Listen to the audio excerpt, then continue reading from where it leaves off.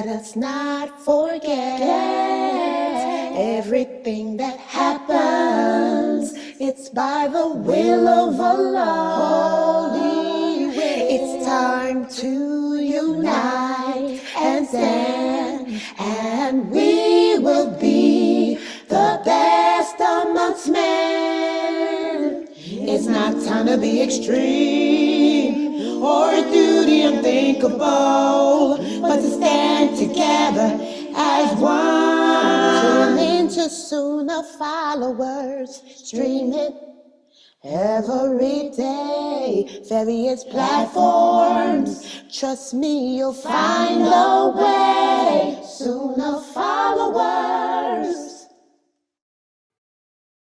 Join us every Friday at 9 p.m. Eastern for the Access to Laila live call-in and answer show.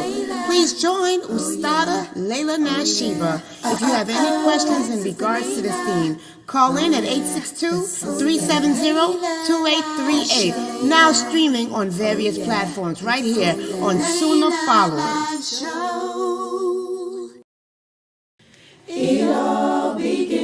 Assalamu alaikum. Sunnahfollowers, in association with Aris Institute, presents to you an intensive foundation in Islamic studies. We welcome Dr. Ali Shihada, who will be teaching the science of the Quran and the Hadith every Saturday at 11 a.m. Eastern, streaming right here on Sunnahfollowers.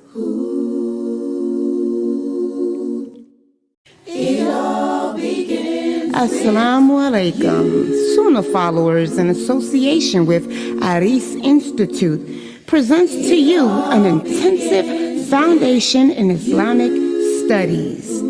We welcome Dr. Ibrahim Jamali, who will be teaching the Aqidah and the Seerah of the Prophet Muhammad sallallahu alaihi wasallam every Sunday at 11 a.m. Eastern, streaming right here on Sunnahfollowers.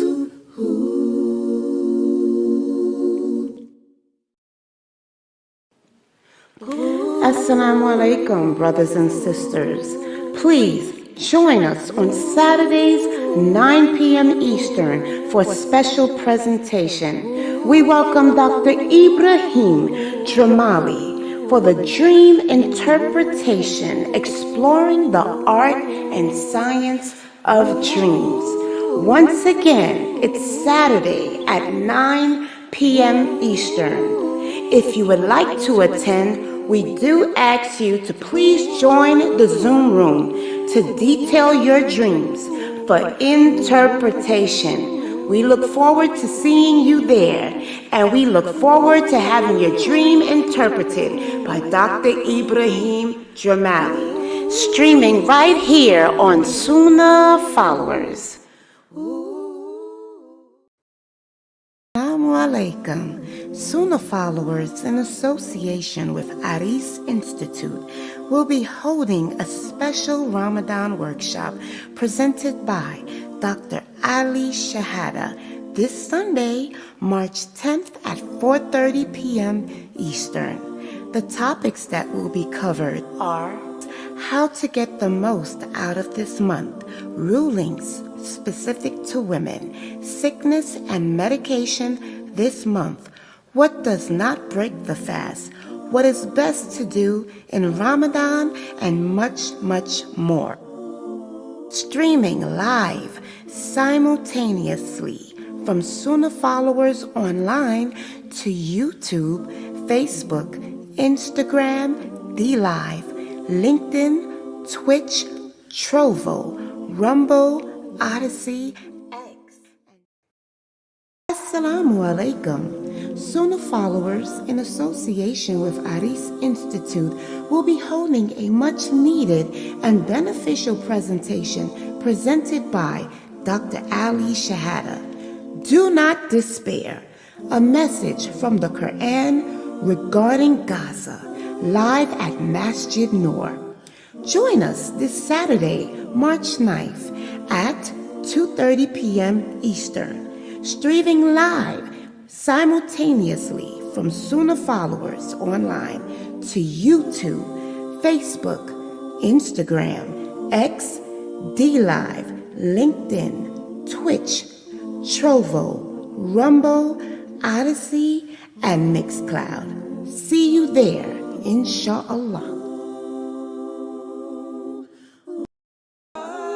Assalamu alaikum. Please mark your calendars.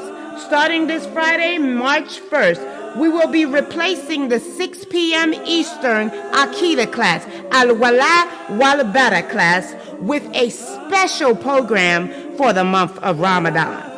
Please join Ustadah Laila Nasheeba for the first 7 days of Ramadan with a preparation course. Allow her to walk you every day after that with the fiqh of fasting. Don't forget, mark your calendars, and we're streaming it right here on Sunnahfollowers. Ina alhamdulillah, wa salat, wa salam ala wa rasulallah. I want to welcome everybody here to our Ramadan prep class. This is our Ramadan prep series that I host every year. And then when Ramadan begins next week, inshallah, maybe it'll begin on Monday. Allah knows best, Monday or Tuesday or Sunday, one of those days. When Ramadan begins, we will continue to go over the fiqh of fasting every day. Inshallah, for those of you who are new to practicing this religion, I will walk you through each day of Ramadan. We will take it day by day. I will help you to get through each day fasting. I will inform you of what it is that we are expected to do. Everything that I've been teaching this week as a means of preparing you, I will go over it again, but I'll also add more stuff about how each week you're supposed to be getting closer and closer to Allah. Because alhamdulillah, most of you here have been attending my class for the past year, this 6 o'clock class, which was my Aqidah class. And we've been studying from the trilogy written by Sheikh Karim Abu Zaid entitled Diluting Wala Wal Bara, which breaks down the meaning of that shahada. So alhamdulillah, most of you who are listening to me, your fitra has been awakened. The fitra within your heart that was originally attached to the soul before Allah had your soul placed in the fetus that was in your mother's womb. Okay, before, once you were placed in your mother's womb, your fitra attached to the heart. And that's what's meant when it says we come into the world upon the fitra. We come into the world dependent upon Allah, innocent, helpless, not knowing what's going on. But we do believe in Allah, because before Allah placed our souls in our bodies, our souls were kept by Him in a place only known by Him. Okay? And the soul has detached from the fitra. So the soul comes into this world curious and attracted to everything that's bad for it, everything that's dirty. Whereas the fitra has attached to the heart. It's trying to find its way back home to Allah. It recognizes truth. It recognizes what's good and what's clean. So they're constantly at odds with each other, the fitra of the heart and the soul. And then to make it even harder, once we reach the age of puberty, Allah attaches a jinn to your heart. And that jinn's job is to seduce you and try everything in its power to take you to hell with it. But Allah in His mercy also attached an angel to your heart. And that angel's job is to whisper to you and try to get you to follow your heart, which is controlled by the fitra, instead of following the soul. So this is the jihad an-nafs, the struggle that we embark upon as human beings when we come into this world. Some of us win the battle. Most of us don't. And why do I say most? Because the Prophet Muhammad sallallahu alaihi wasallam made it clear that there will be more people in hell than paradise. So most of us will fail in nourishing our fitra. Most of us will not succeed in helping our fitra find its way back to Allah. The Prophet Muhammad sallallahu alaihi wasallam said, out of every 1,000 people you know, 999 of them will be in the hellfire. Only one will make it to paradise. So what is our goal? The goal of each and every one of you listening to me should be to be that one. You want to be that one that makes it to paradise, not the 999 that won't.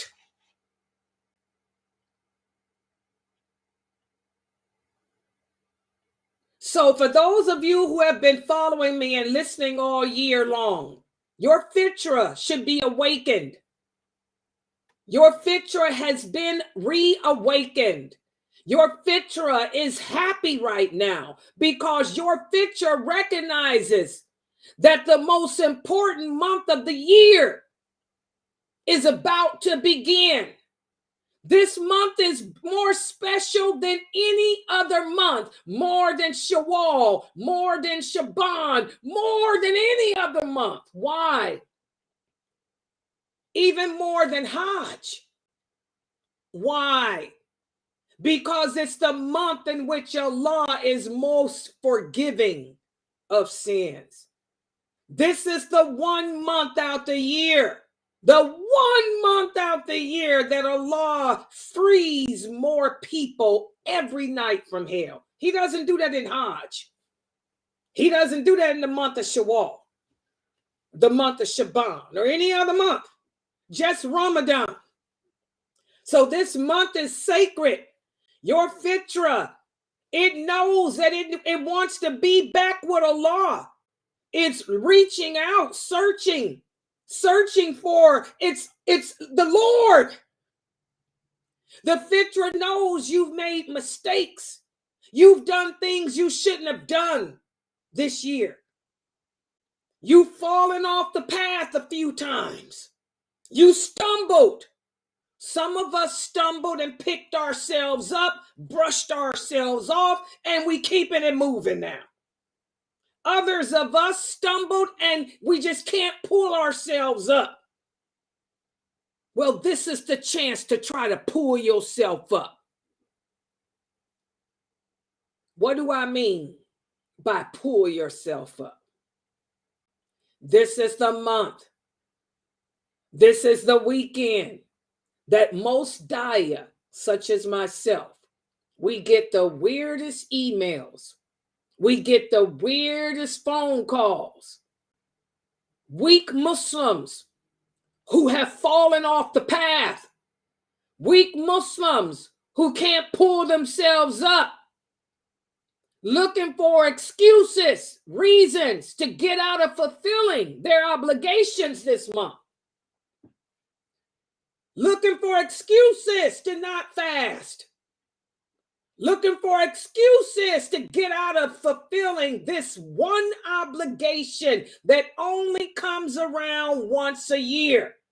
You don't have to fast any other time of the year. You don't have to fast in the month of Shawwal. I had to kick a brother out of here for that. Oh yeah, I had to kick a dude out of this website. My dad was for women anyway, because women are more intelligent than men. But I had to kick a man out of here because while I was sitting here teaching y'all about the virtues of Ramadan, this dude came up in here trying to tell y'all about Shawwal. Shawwal don't mean nothing. If you haven't done Ramadan, this is the only fast that we are obligated to do. And that's how Shaitan wants you to operate. Shaitan wants you to look for a pass to get out of fasting Ramadan. Shaitan is telling you, him and his allies, oh, you can fast Shawwal. I want y'all to understand, Allah does not accept any of your voluntary deeds if you have not fulfilled the obligations. You can stay up all night long praying the night prayer. But if you oversleep and don't make Fajr, Allah didn't accept it. All you did was just wasted your time doing some exercises. The same with fasting. If you did not make Ramadan and complete it, Allah ain't accepting nothing that you do in regards to fasting that He didn't tell you had to do. And you don't have to do Shawwal at all. Period. Dot. Or any other month. Just Ramadan. Not Arafat either. Just Ramadan. So there's a lot of weak Muslims who can't pick themselves up. Some people making appointments. We go through this every year. You make an appointment to get dental surgery done. You had all year to get your dental surgery done. But now you decide to wait till the month of Ramadan. Guess what? You still got to fast. Dental surgery don't break the fast. Hello? You wait till now. You trying to book an appointment, breaking your neck, trying to book an appointment with the gynecologist to get a pep test. You had all year to get your pep test done. And the women brothers don't know what a pep test is, but we women do. You sisters supposed to get it done once a year. You done had all year to get your pep test done. But you decide to wait for Ramadan. So what? A pep test does not break your fast either. So what you doing? There's no way to get out of this obligation, because you're going to find out today that the only thing really that breaks your fast is eating food or drinking something or having sexual relations. That's it. If it doesn't entail eating something or drinking something, that means swallowing it into your stomach intentionally, your fast ain't broken. So you can go swimming. Oh yeah. Go to the gynecologist. Knock yourself out. Get your blood work done. Have a good time. Go get your heart checked. Oh yeah. Do the cardio. None of that stuff breaks your fast. You still got to fast. So for the weak Muslims out there, those of you whose fitra has been dimmed, now's the time to wake it up. Allah, y'all got to understand, Allah made this religion easy. It's not hard to be a Muslim. What does that mean in English? That means in broke down English, it's not hard to submit yourself to Allah. That's what the word Muslim means. Muslim means a person who submits himself to Allah. It's not hard to submit to him because he didn't impose any conditions or obligations upon us that are too hard to do. Prayer ain't hard. You just got to stop what you're doing and do it. Fasting ain't hard. You just got to abstain from eating and drinking until the sun sets. That's it. A few hours out the day. You cannot give Allah a few hours out the day. Fajr, dawn comes in at what, 6 o'clock? You break your fast at what? What time does Maghrib come in? 6:15? You cannot give Allah 12 hours. And by the way, most of them 12 hours you sleeping. Let's take away, if you're a person like me, I go to bed at Fajr because I'm a third shifter. I don't wake up till 1 or 2 in the afternoon. So 3, 4, 5, 6. You can't give Allah 4 hours of your time. You can't give Allah 4 hours of your time. It ain't like we fasting in the summertime. Think about it. So for the weak Muslims out there who've missed my classes all year, you know, it's time to try to pick yourself up off the ground. We talked about how Allah is so merciful that he even told us that if something happens and you become sick while fasting, that you can break your fast and make it up after Ramadan. For example, say you catch a cold. This is the flu season in America. This is flu season in America. My daughter's a nurse. My granddaughter's a nursing student. They say the hospitals are seeing more cases of the flu than they are COVID or anything. If you get the flu, you can break your fast and just wait till it's over. You'll probably have it for a week. The flu can, the bad part of the flu can last a week. After a week, you got a week break. After a week, you go back to fasting and make those days up. That's how merciful Allah is. Just keep track of your days. Allah didn't impose fasting as a hardship for us. Say you fall down the steps, you break your leg. The pain is bad. You need to take some pain medicine. Break your fast. Make it up. See how merciful Allah is.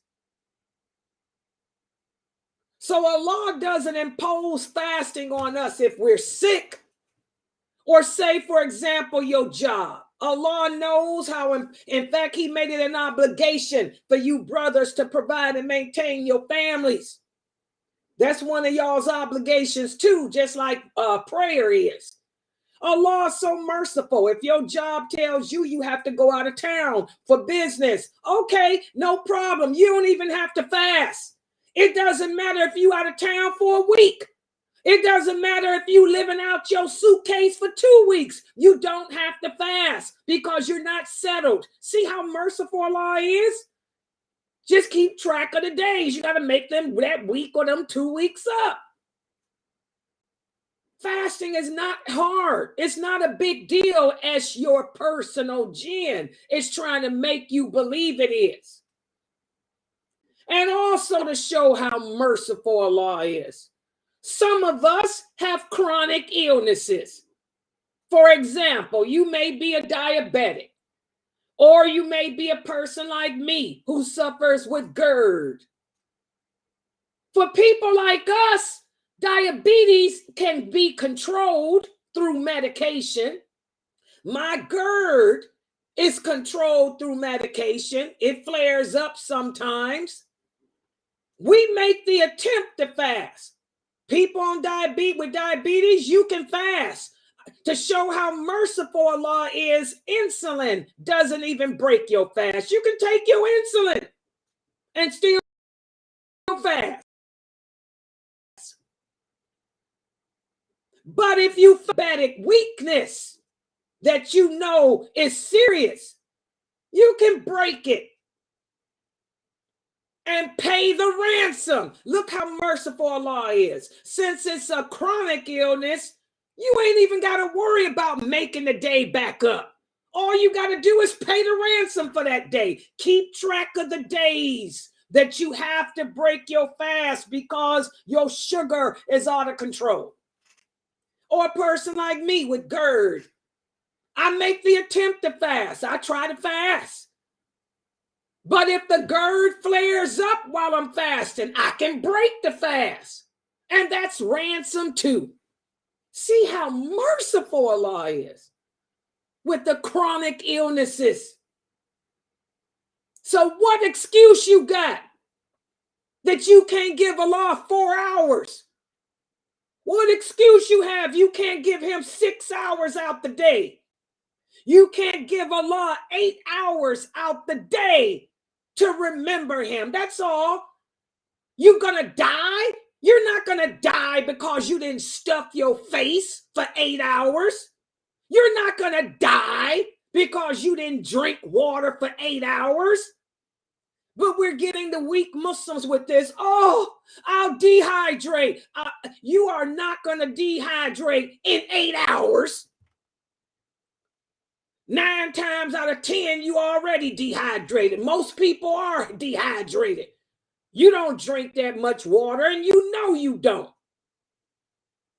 You can't go without stuffing your face for 8 hours. Then that means something wrong with you.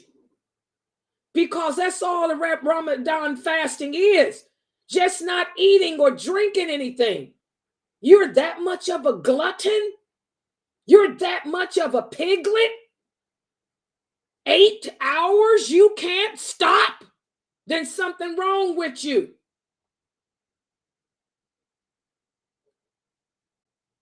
You a person on medication, like Layla.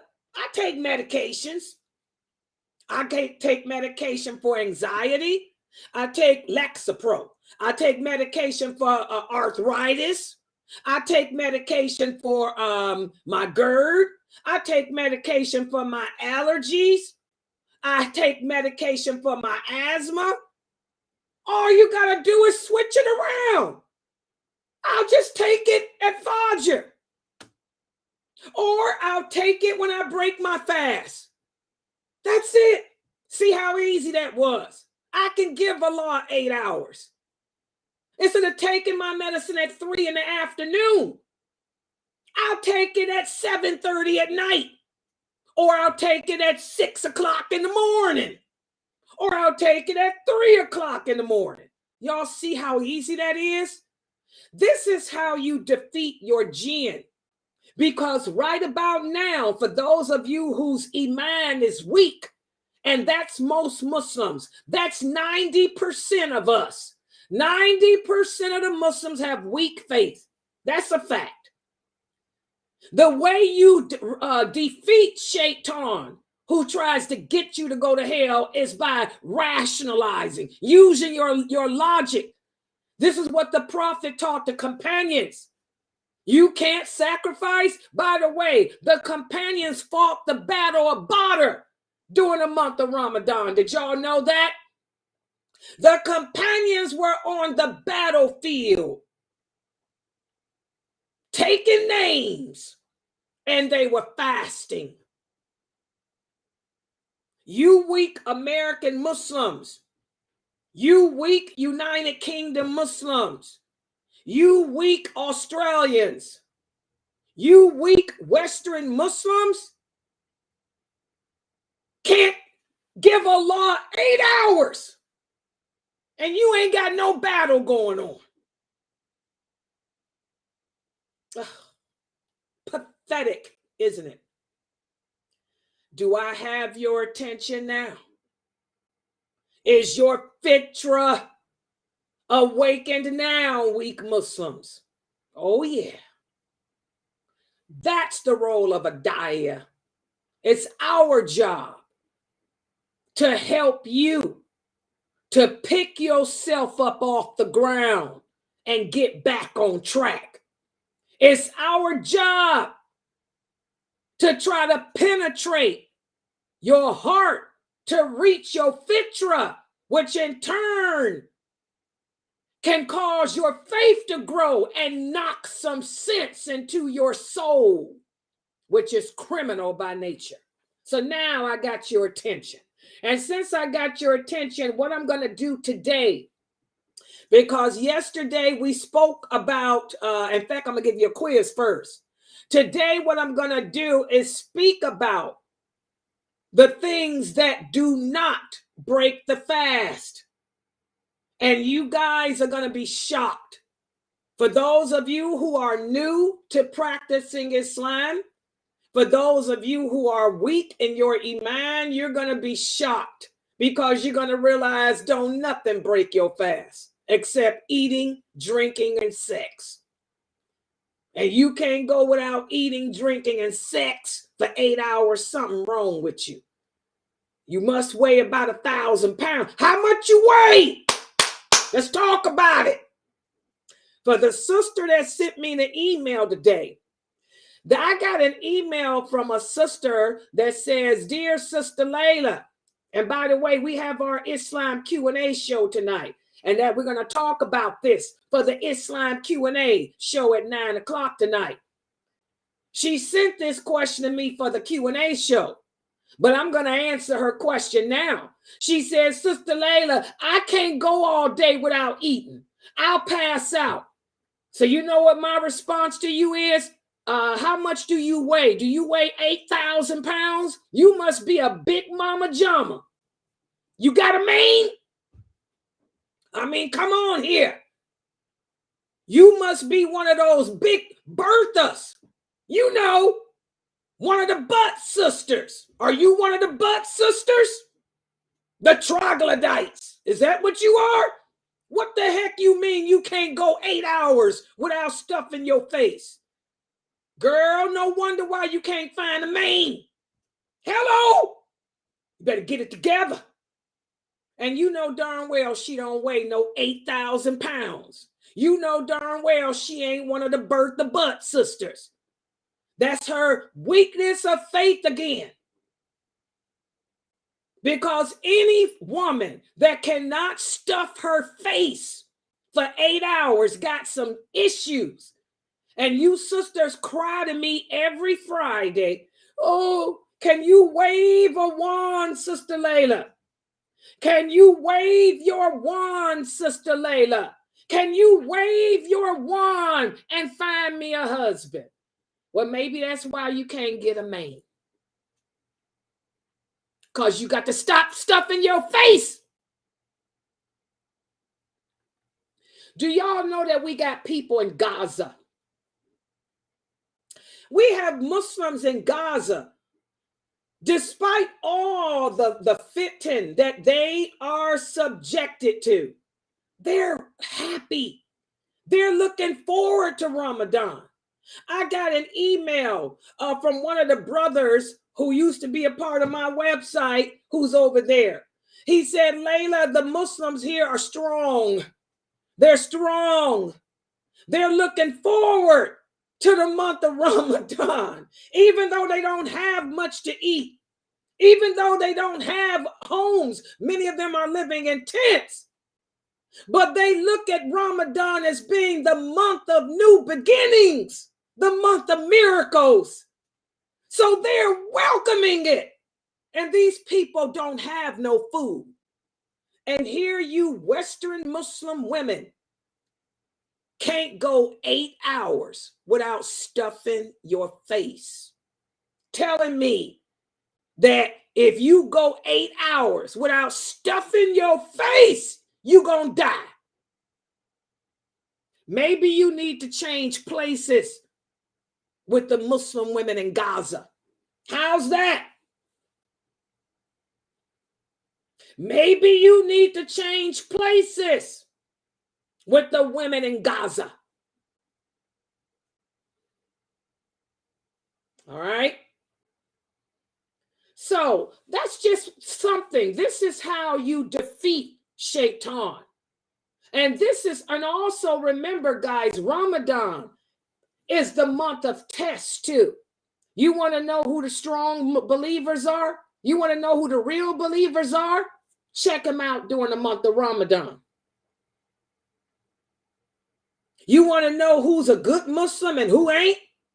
See who's fasting during Ramadan.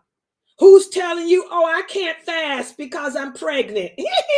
I can't fast because I had a gynecologist appointment today. I can't fast because, I'm anemic. Who ain't anemic? That's another one. I've been anemic all my life. Who ain't anemic? Okay? Y'all better get it together. Now, yesterday, I talked about something that's very important. In order for your fast to be accepted, what must you do? Who can remember that? Which one of you sisters can remember that?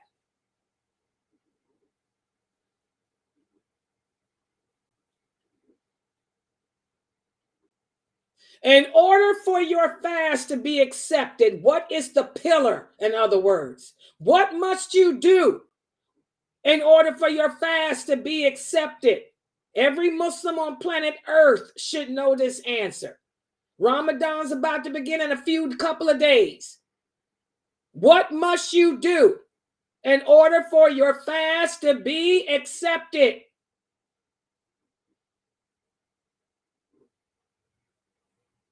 Make your intentions the night before. Say it again. Make your intentions the night before. Good job. Exactly. And I want you sisters to remember that. You must have the intention to fast. And it must be the night before. That's the key. The night before. Can I make my intention to fast after Fajr? Can I make my intention to fast after Fajr, people? No. No. And that's a lot of women I know do that. A lot of women make intentions to fast after Fajr. Guess what? Your fast is not accepted. So what does that mean, guys? If I don't have the intention the night before, what does that mean? You're wasting time. Yeah, but what does it mean? Your fast is not accepted and you have to make that day up. Exactly. You have to make that day up.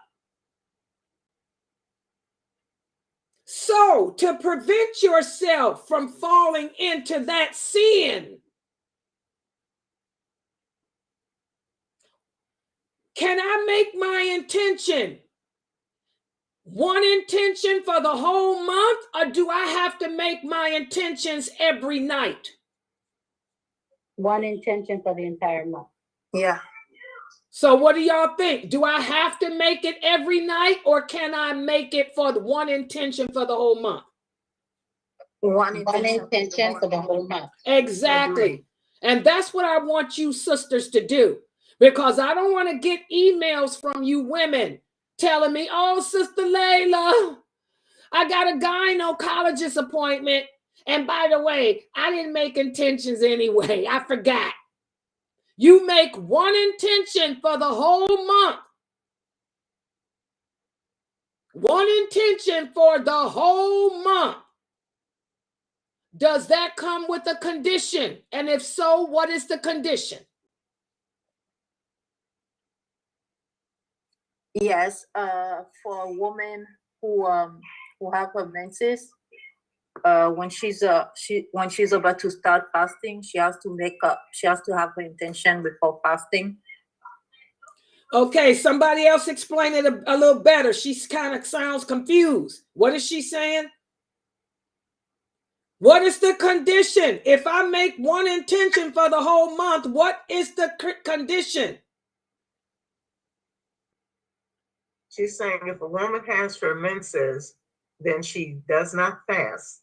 But when she does come back, when she's done with her menses, she must take her ghusl and state her intentions to fast. Okay, so she has to renew. That's the condition. Y'all got to learn how to word things better. If I'm going to make one intention for the whole month, that's good. But if I do something to break the fast, and what are the things that break the fast? Menses or travel. Then I have to renew my intention after my menses ends or after I come back from my journey. Does everybody understand that? So that's what I want you sisters to do. When Ramadan, when I get to let you guys know that Ramadan, the moon has been seen or whatever, You make your intention to fast after Isha.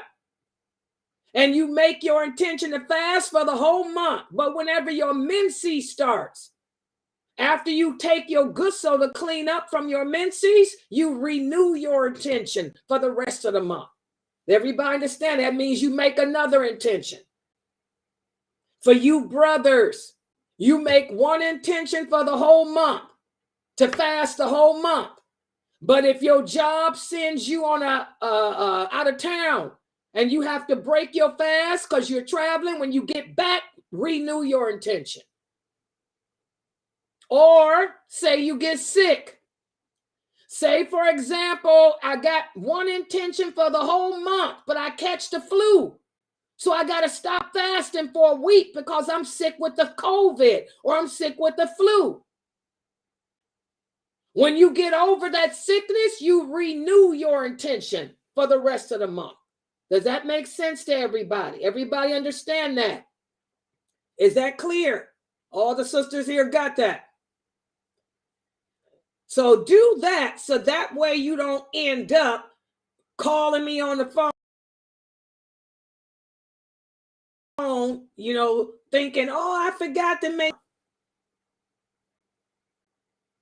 That's how easy Allah made this religion for us. Fasting is not hard. It's easy. It's only for 8 hours at the most. If you can't fast for 8 hours, something is wrong with you, sisters. That means you got a problem and you need to go see a doctor because you a glutton. And I want y'all to remember, Allah hates gluttony. If you one of them people that got to stuff your face like that, that's gluttony. That's one of the worst sins. Ramadan is the month of self-evaluation. You get to look at yourself and admit the truth. The truth is hard to admit. A lot of us look in the mirror. We have low self-esteem and we don't want to admit that we got some issues with ourselves. Ramadan helps you to open your eyes and see what those issues are.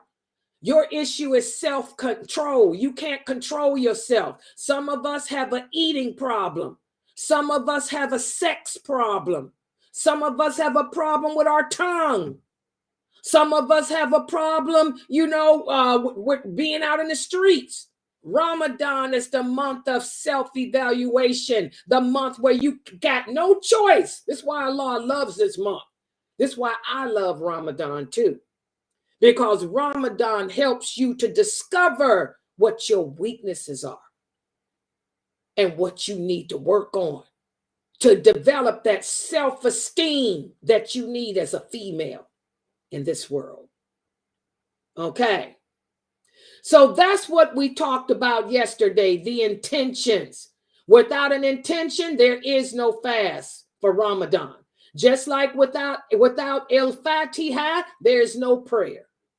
So today what I'm going to do is talk about the things that do not, I repeat, the things that do not, I repeat, the things that do not break the fast. Okay, so let me put the PowerPoint up. And I want all the follower kids who are here to take screenshot. Hide that. Okay, man, hold on. Yeah, my allergies. Yeah, they're pretty bad. Yeah, it's the weather change here, so everybody's, and mine too. The sister is saying her allergies too. Yeah, this is that time of year. My allergies are acting up too, so we just have to. We're gonna talk about that too. About the allergies. Okay. All right, hold on. Let's put this up. Okay, let me make my screen larger. And people on Zoom. Okay, let me share to them first. Oh. And now me. Okay, people here, let me, yeah, you can see the moon. Like I say, you guys will be welcome in that moon at the end of Ramadan. I know I do. Okay, hold on. Right. Okay, now everybody should be able to see this. Let's go up in here. Slideshow. Okay, and today what I'm going to be speaking about, I want you guys to, everybody listening and watching, I hope you guys have me on the big screen TV for the kids too, because I want the kids to be watching this. Your daughters and sons should be watching this too, because any child, let me talk to the cheering. For you cheering, any child 7 years old, you will be fasting. Y'all heard that? I don't want to hear about you a baby. You know, it's time to grow up. You ain't no baby. If you 7 years old, you will be fasting too. If your mother wants to have you fast half days, okay. But if you 10 years old, you cheering, you fasting the whole day. Ain't no half day fast for no 10-year-old. Y'all understand that? So I want all the cheering, get it out your system. And if we catch you breaking your fast, there will be punishment. There will be consequences. But all cheering over the age of 10, you will be fasting. And like I say, if you can't go 8 hours, something wrong with you too. We're going to talk about you cheering. Okay? So take notes. All right. All right. Today we're going to talk about the things that do not break the fast. And I want the children to pay attention, because the kids will come up with all this nonsense. Oh, I broke my fast. Oh, really? Well, the parents come up with crazy stuff too. Let's take a look at it.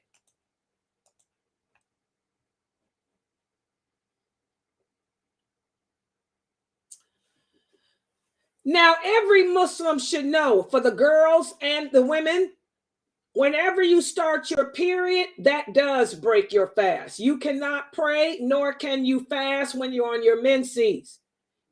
And again, after your menses ends, you take a ghusl and you renew your intention. The same with the women who have babies. If you're bleeding, you have 40 days. Okay? After the 40th day, then you take a ghusl and renew your intentions. And when it comes to what can break the fast, these are the three conditions. If you knew that whatever it is you're doing broke the fast, then the fast is broken. For example, smoking cigarettes. You cannot smoke cigarettes. By the way, smoking cigarettes is haram anyway. Smoking cigarettes is haram. No Muslim on this planet should smoke cigarettes. And that includes that hookah, all that crap. Smoking the TP, all of that crap. That's haram anyway. You shouldn't be doing that anyway. But say, for example, you know that cigarette smoke break the fast, but you smoke a cigarette anyway, it's broken. But if a person didn't know, say, for example, you're new to Islam, you just became Muslim, and you didn't know that smoking cigarettes breaks the fast, then that's different. Okay? Also, we talked about how if a person forgot, and that's going to happen during the first week. The first week of Ramadan, you might forget that you're fasting. I do it every year. I'll end up going to buy me a Starbucks. I'll be sitting here drinking half a coffee and realize, oh my God, I'm fasting. Well, that doesn't break your fast. You just, stop drinking it and keep it moving. But if you deliberately, intentionally drank the Starbucks, then it's broken. Okay? Now, if somebody forced you, say, for example, somebody put a gun to your head and forced you to break your fast, you're not held accountable for that either. And hopefully that should never happen. But what I want you sisters to focus on is the reality. Whenever your menses comes, it's broken. You have to make those days up. And if you sisters just had a baby and you're still bleeding, you can't fast. The things that do break the fast, like I told you, is sexual relations. Also, menstruation and eating or drinking. These are the three things that break the fast. Any action that involves the release of bodily fluids, such as sexual relations, menstruation, or eating something, putting something into your stomach, that's what breaks the fast. Write it down. Take a screenshot. These are the only 3 things. And like I say, if you can't go 8 hours without intercourse, you can't go 8 hours without stuffing something down your throat, something's wrong with you. You better go see a medical doctor and a mental doctor. Okay?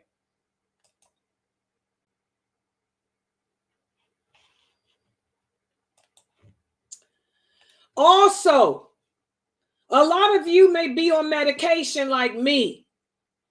Anything that entails putting it in your mouth and swallowing it into your stomach breaks the fast. So that means you cannot take Tylenol. You cannot take any medicine when you're fasting by mouth. Any medication that you swallow by mouth, you have to change your time of taking them, like I do. I take lots of vitamins because I'm bariatric. Okay, after bariatric surgery, I take vitamin B, I take vitamin K, vitamin C, and vitamin D, and I just take them in the morning or I take them at night. But if you take any type of pill while you're fasting, it's going to break your fast. Or any type of injection of nourishment. For example, and I'm going to talk about this, kidney dialysis. If you have to have a kidney dialysis, that breaks the fast because they're flushing, cleansing the blood and flushing in sugars and salts. Also, blood transfusions. A blood transfusion breaks the fast. Why? Because again, they're taking blood out of you and cleansing it and putting blood back in you. That's why for the sister earlier that was talking about iron, I had to know, is it like a blood transfusion? What do you mean? Oh, they're just putting an IV in me, putting iron in me. Well, that doesn't break the fast. But if they were putting it in and taking it out, that's different. Putting it in, taking it out to cleanse it, that's different. And nourish it, that's different. So blood transfusions and any type of medication that you take by mouth will break the fast. Does everybody understand that? Hopefully you won't need any blood transfusions. Okay? Hopefully you won't have to take no pills for 8 hours. You can put them up, change your schedule around. All right? Now, a lot of people say, what about the flu shot? What about an injection? Injections that are not nourishing do not break the fast. For example, insulin. That's why I tell you, if you're diabetic, you can fast. Insulin, take your insulin. If you need to take a shot, take the shot. A flu shot does not break the fast. COVID shot does not break the fast. Vitamin B shot. I had to get vitamin B shots for 3 years because my vitamin B is still low. That does not break the fast, guys, because it's not a food source like that. It's not sugar, salt, stuff like that. So any type of injection like insulin, flu shot, COVID shot, vitamin B shot does not break the fast. See, I keep telling y'all, don't try to come up with an excuse to get out of fasting because you ain't going to have one. But kidney dialysis is different because, again, like you see here, this entails taking blood out and putting it back in with nourishing stuff like sugar and salt. That does break the fast.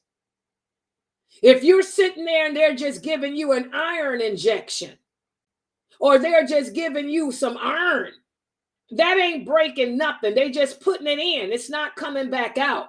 If they were taking it out to put other stuff, that's different. But they're just injecting iron in you or giving you an IV with some iron in it. Nothing's wrong with that. But this is different. Okay? Suppositories. That does not break the fast. What's a suppository? Say, for example, you're constipated. So you stick a suppository in you. That does not break the fast. Eye drops. I wear contact lenses. Saline solution. Eye drops do not break the fast. Ear drops. If you have to have ear drops, you have to have your ears hydrated, cleansed. That does not break the fast. And let's talk about the teeth. Having your tooth pulled does not break the fast. Having your wound cleaned. Say, for example, they want to come and clean the wound that you got on your side. That does not break the fast either. Again, none of this entails eating or drinking unless you putting it in your mouth, eating it, or putting it in your mouth to swallow it. It's not breaking your fast. Also, here's the allergy. Nose drops. Now, I have allergies. I take nose drops every day. You can squirt. It's the same kind I take too. You can squirt the nose drops in your nose. That does not break the fast. Nasal sprays like this do not break the fast. Having your ears cleaned or syringe does not break the fast. And for the women who have angina, say, for example, you have heart problems, the tablets that you put under your tongue to treat angina, that does not break the fast. Y'all see that? You see how wonderful Allah is. Allah did not make fasting a hardship for any of us. You ain't gonna die because you going 8 hours without stuff in your face, because that's all it is stuff in your face. Okay? Anything inserted into the vagina does not break the fast. Like I told the sister about the gynecologist. I don't care. A pep test does not break the fast. Using a scope does not break the fast. If the doctor puts his fingers inside you, that does not break the fast either. Douches do not break the fast either. If you got that chlamydia, what they call that stuff, that nasty woman's disease, chlamydia, some women have it. Let's just talk about that nasty woman's disease called chlamydia that come from a man having multiple wives and the women ain't clean. If you got to take that, put that stuff up inside of you, and with that tube, that does not break the fast either. None of that breaks the fast. Okay? What else? What if you got asthma like me? A puffer. Asthma puffers do not break the fast because it's not food, it's air. It's oxygen, it's air. Puffers do not break the fast. One of the brothers asked me about having a blood sample. Having a blood sample does not break the fast either. Cupping does not break the fast either. So if your doctor wants you to go get blood work done so he can check your levels, that's cool. It doesn't break your fast. Brushing your teeth with toothpaste does not break the fast. Using mouthwash does not break the fast. Gargling medication by mouth does not break the fast. For those of you who waited till now to make a dentist appointment, good luck. You still got to fast, sister. Having your tooth extracted does not break the fast. Them putting a tooth filling in does not break the fast. Even if they have to shoot you with a Novocaine, that injection, it doesn't break the fast either. So you just made an appointment. Have a good time getting your teeth done. Okay? It ain't breaking your fast. Okay? See? Also, to put an IUD into the uterus, this does not break the fast either. So I don't want to hear about, oh, sister, my IUD came out and I put my IUD back in. Well, how was it? Your fast is not broken, sweetheart. Have a good IUD day. See, Allah knows his creation. He knows his creation better than we know ourselves. You can trick yourself, but you can't fool Allah. Again, what about a catheter? You got to use a catheter. Catheters do not break the fast either. That's not eating anything. I hope you ain't eating and drinking that stuff. It does not break the fast. Dental fillings, cleaning of the teeth, toothbrush, toothpaste. None of that breaks the fast. Mouth sprays. Even a topical mouth spray does not break the fast. Y'all get that? You can't trick Allah. Also, like I said, the flu shot and stuff like that doesn't break the fast. The what you call that other, the shingles. Remind me, family, to make an appointment. My doctor told me to get that shingles, and I keep forgetting. The shingles shot. None of that stuff breaks the fast, guys. Oxygen does not break the fast. Anesthesia. Say, for example, you have to go have what they call it, a procedure. You have to have a procedure. So they give you anesthetic. Anesthetic does not break the fast. It's not eating or drinking nothing. It's a gas. Lotion, creams, patches do not break the fast. So we talked about arthritis. If you got arthritis, yeah, you can put your cream on. Use your arthritis cream. That does not break the fast. For you sisters trying to stop smoking, the Nicoderm patch. You should have the Nicoderm patch. The Nicoderm patch does not break the fast. A catheter into the veins for imaging or treatment of blood vessels in the heart does not break the fast. You see this, Geechee? This is what I was saying. I didn't know what that stuff was you talking about, but it don't break the fast. A laparoscope. Using a laparoscope to go inside the stomach. That's what they use for people like me to check my GERD. That does not break the fast. So if I have a GERD attack and I go to the doctor and the doctor issues a laparoscope to see what's going on in my stomach and my esophagus, that does not break the fast, guys.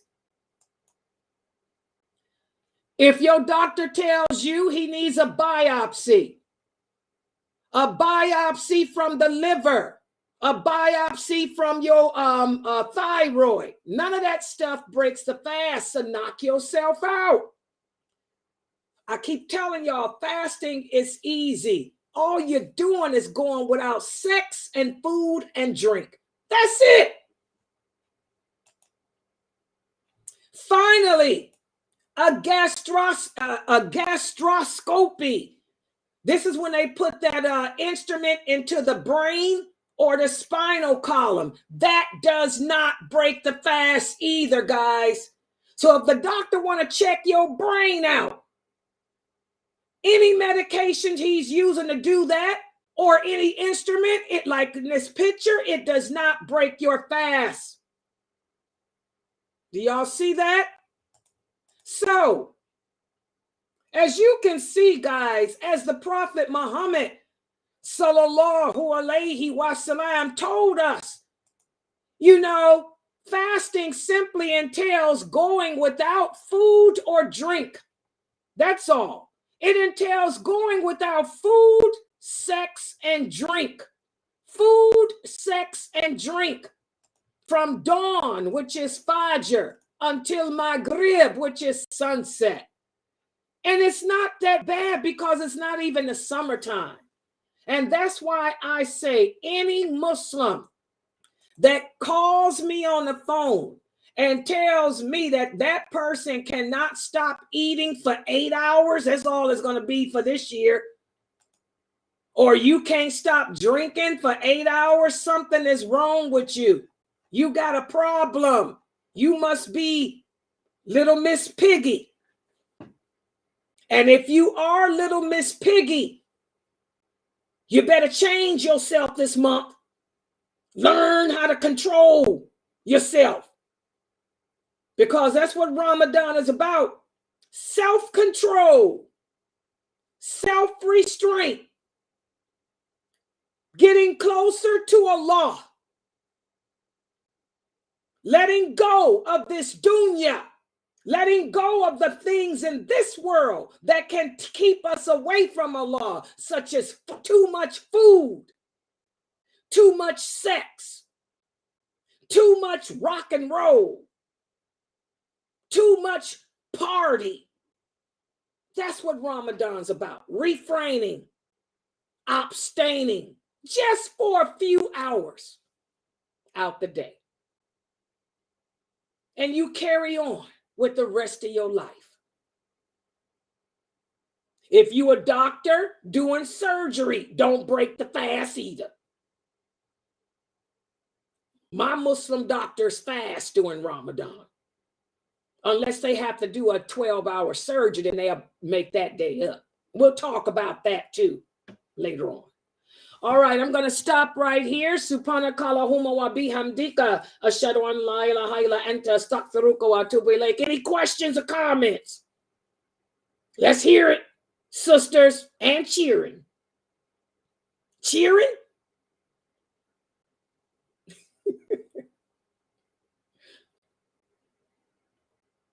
Why y'all quiet?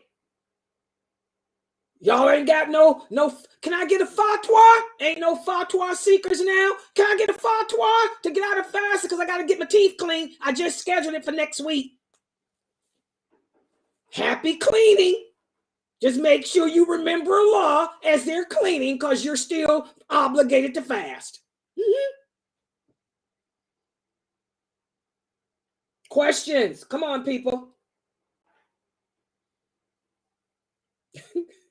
I told you. There's no question. It's clear. Yeah, every time I do this class, people, and by the way, I do this every year. I've been doing this class every year for the past 30 years on the internet. And every time I teach it, it's always silence because people are shocked. They can't get out of it.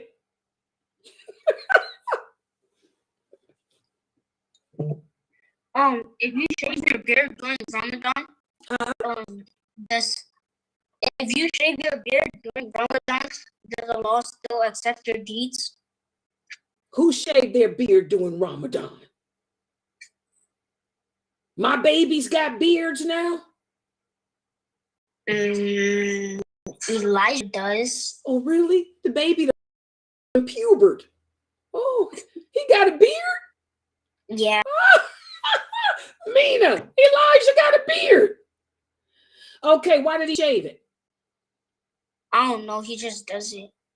Tell him to stop shaving his beard. He doesn't know. But have your mom have a talk with him, okay? Elijah, don't shave your beard no more. Hello? You let the beard grow. Tell your mom to buy you some of that Moroccan oil, argan. Tell your mom to get you some argan oil and a brush and a comb. And I want you to train. You got curly hair. Y'all got curly hair.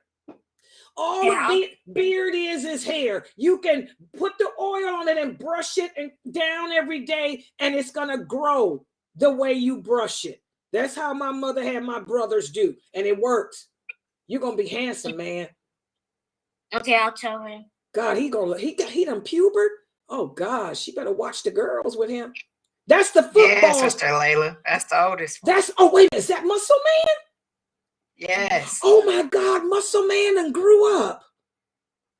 Oh my gosh, she better start watching them little girls around him. Tell him not to shave his beard. Tell him what to do. You know, with the oil and the brush. They got curly hair. It'll grow beautifully. Yeah. Okay. Yeah. Sister Aya, you're here in the website all the time, so you'll know, because I'm going to announce it. You'll know when it starts, because you're always here. Yeah. I usually find out right now during this class. At 6 o'clock is when I usually find out by around 4. So you will know. Yeah. Any other questions? God, Muscle Man done grew up. Lord have mercy. These kids, they done grew. I hear too. Yeah, well, you know, me and your mother talked about him. I saw a picture of him. Girl, he's handsome. This is the age y'all got to watch those girls with them. You know what I mean? Do you got him homeschooled too? Yeah, he homeschooled. Yeah, keep him homeschooled because he's really handsome. God, girl, these kids done grew up. I'm so old. Okay, Sister Howard, the reason why it says 6:30 is because I have to pray. So the time changes this weekend. So since the time changes this weekend, then we'll see. But I had to make the class at 6:30 so I can make my salat. But the time goes up this weekend. So it'll be either probably 6 o'clock again. Yeah, any other questions? By the way, guys, let me tell y'all about the schedule for today. We got Mukhtar. Mukhtar is doing the Caliphate of Abu Bakr again, the next session today. In fact, in 15 minutes. And then at 9 o'clock, we have my Q&A show. I hope y'all got questions, right? Because if y'all don't, y'all know the polygamy sisters are going to take over. The polygamy sisters will take over with their questions. So I hope y'all got questions for this Q&A show. Let me show y'all the preview. Don't forget, this is the show today. Join us every Friday at 9 p.m. Eastern for the Ustadah Laila Live Call-In and Answer Show. Please join Ustadah Laila Nasheeba. If you have any questions in regards to this theme, call in at 862-370-2838. Now streaming on various platforms right here on Sunnahfollowers. Also, guys, tomorrow we have a special program with Dr. Ali and the Muslims out of Las Vegas. They're going to be doing a special program about Gaza, about what Allah says in the Quran about Gaza.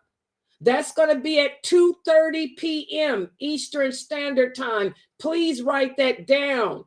And this is a preview of it. This is what it's about. This is 2:30 p.m. tomorrow. Please be here. Here it is. I'm going to stream it on all social platforms. Assalamu alaikum. Sunnah followers, in association with Aris Institute, will be holding a much needed and beneficial presentation presented by Dr. Ali Shahada. Do not despair. A message from the Quran regarding Gaza, live at Masjid Noor. Join us this Saturday, March 9th at 2:30 p.m. Eastern. Streaming live simultaneously from Sunnah Followers online to YouTube, Facebook, Instagram, X, DLive, LinkedIn, Twitch, Trovo, Rumble, Odyssey, and Mixcloud. See you there, inshallah. Okay, so that's wa alaikum salam. Are you there, Dr.? Hold on for a minute, guys.